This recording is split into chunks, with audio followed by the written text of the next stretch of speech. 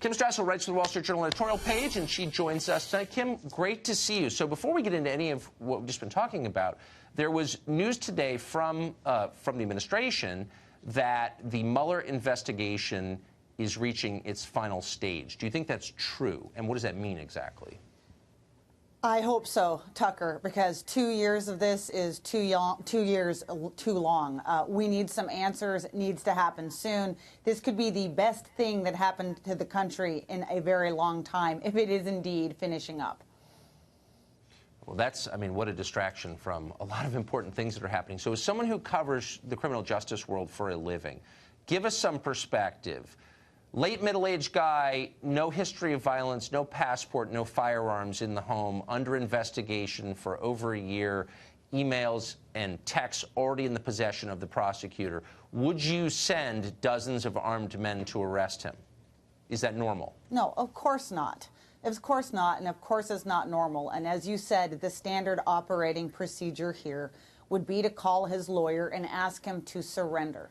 And I think it gets to the other point of your opening as well, too. Mr. Mueller, unfortunately, does not answer to anyone.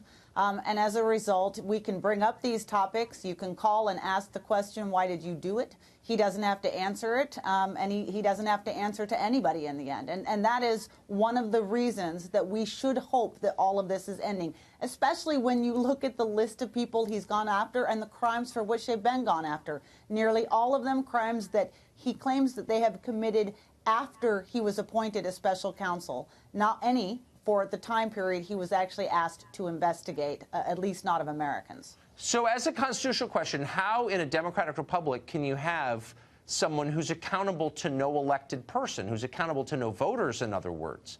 I thought all power in the government emanates from voters, but Mueller stands apart. How can this be constitutionally allowed? Well, legal scholars have had a lot of problems with the special counsel law for a long time, partly on reasons that you just mentioned, and also on accountability questions as well, too. Now, look, in theory, he can be fired, okay?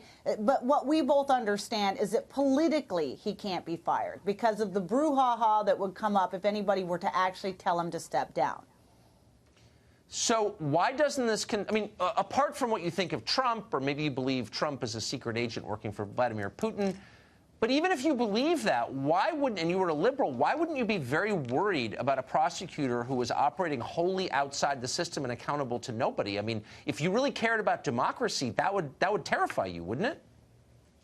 Well, we've seen the left change their view on all kinds of things, Tucker. Remember, this is a party that at one point cared about abusive law enforcement tactics. They cared about the things you just mentioned, accountability, making sure that there was accountability in democracy and that someone had to answer to someone else. But when it comes to Donald Trump, they're quite happy to throw all of that on the other side. And it's been very frustrating to people like me who've been trying to write about Mr. Mueller's probe in an objective way and look at the evidence out there in an objective way and say, look, would anybody like to see what happened to Carter Page happen to anybody else on the basis of the opposition research that they used? The Democrats should be very worried that a future Justice Department might do this to one of their candidates, and no one should want that. I will defend that candidate if it ever happens. I mean it. I think this is totally wrong. Kim Strassel, thank you very much for that perspective. I appreciate it. Thank you.